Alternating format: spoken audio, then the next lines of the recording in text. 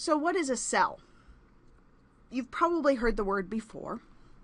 You may have some idea of what it is, but what I want to think about with you is what a cell does, and then we'll look at how it can do it. Okay, so big picture, and then let's focus in on the mechanics and the machinery that make it happen. So cells are regulating environments.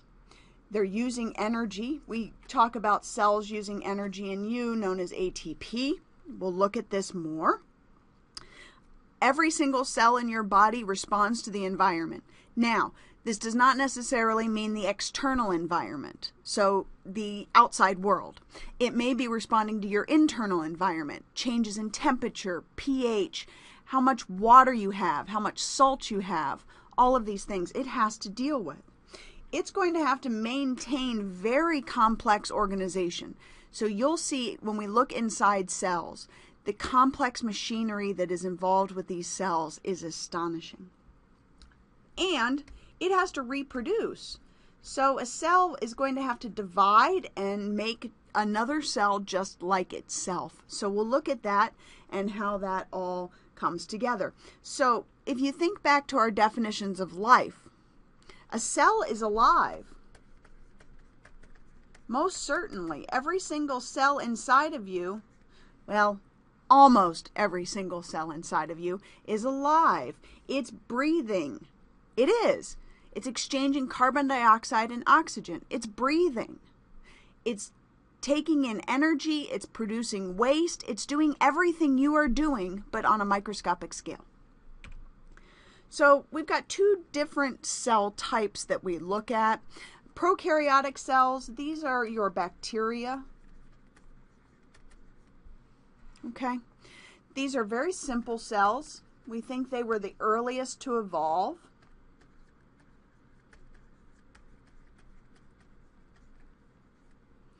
We look at them as having a very simple structure, so nothing complex, no organelles. We'll look at what this means. They have no nucleus.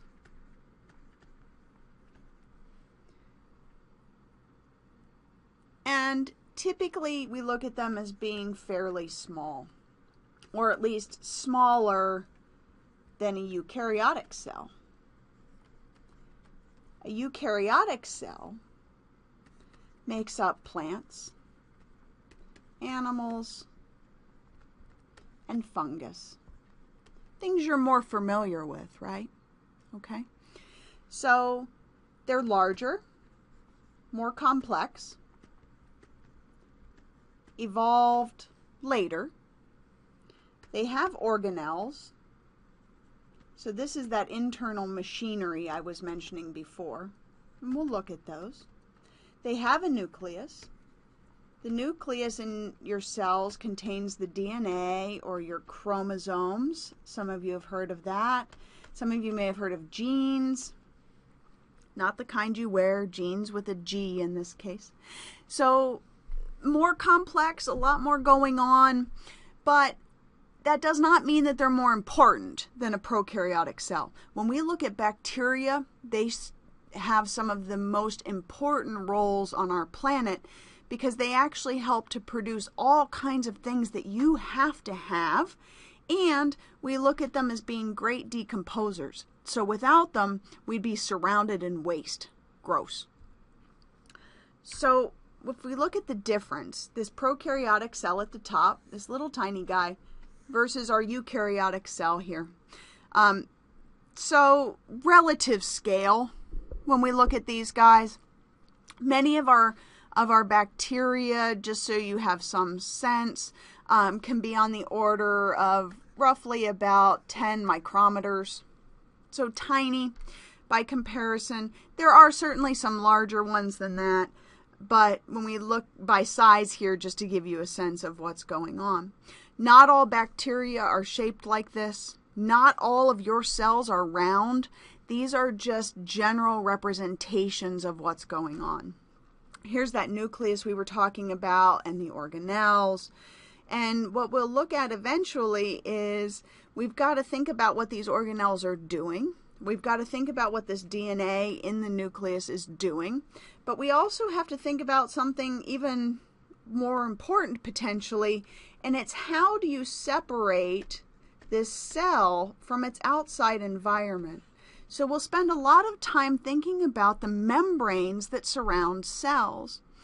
Now, in a very basic sense, they're fats.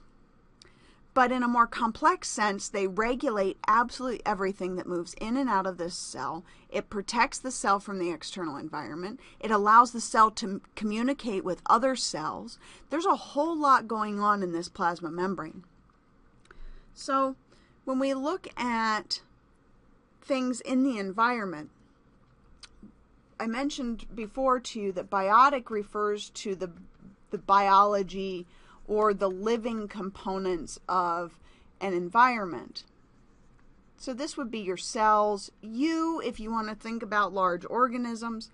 Abiotic is everything that is not living. So what would that be? Well, it could be things like temperature,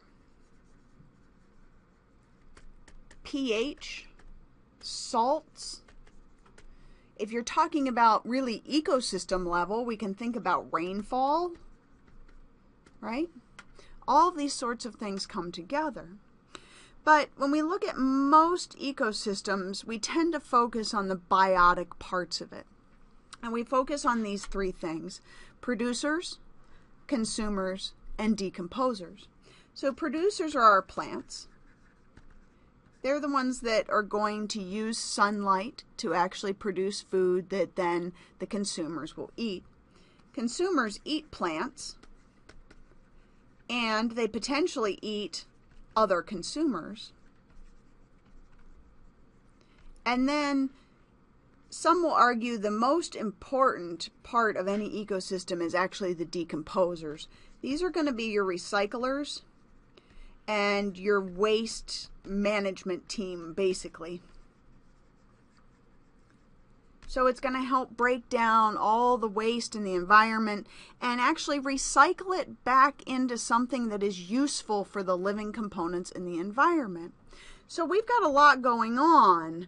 When we talk about energy, we'll look at how energy is coming in the form of sunlight. It's going to get converted into a chemical energy form, and then eventually it'll all get broken down and we'll lose most of our energy to heat. Turns out that organisms are not super efficient at conversion of energy. We lose a lot of energy to heat. For you, that's fine. We have to maintain your warm body temperature. For other organisms, this is more of a risk, and we'll talk about that later on. So we see energy kind of moving through an ecosystem or any system. So energy moves through. But we also have here this cycling of nutrients. So what we'll look at is we actually take nutrients and recycle them through an ecosystem. So we'll look at things like nitrogen, phosphorus, potassium, carbon. All of these things we'll look at as being recycled through the environment.